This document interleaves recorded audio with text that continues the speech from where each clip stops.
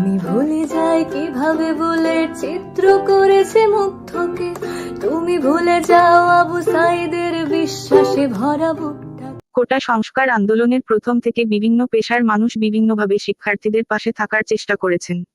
কেউ সাহস দিয়ে, আবার কেউ লেখার মাধ্যমে, কেউ বা গানের মাধ্যমে। তার মধ্যে এমনই একজন নর্থ সাউথ বিশ্ববিদ্যালয়ের শিক্ষার্থী পারসা মাহজাবিন। রাজপথে নামতে চেয়েছিলেন সহপাঠীদের সঙ্গে, কিন্তু শারীরিক অসুস্থতার কারণে পারেনি। তাই গানে গানে সহপাঠীদের প্রতি সংহতি জানিয়েছেন তিনি।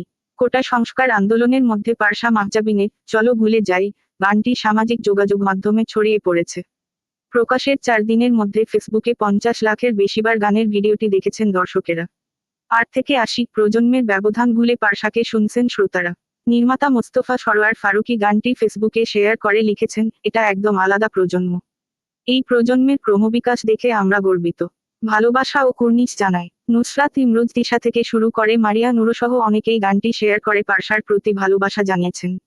পারসা মাহজাবিন গণমাধ্যমকে জানিয়েছেন, কয়েকদিন ধরেই নানা ঘটনা মাথায় ঘুরপাক খাচ্ছিল, ফলে সময় বেশি লাগেনি।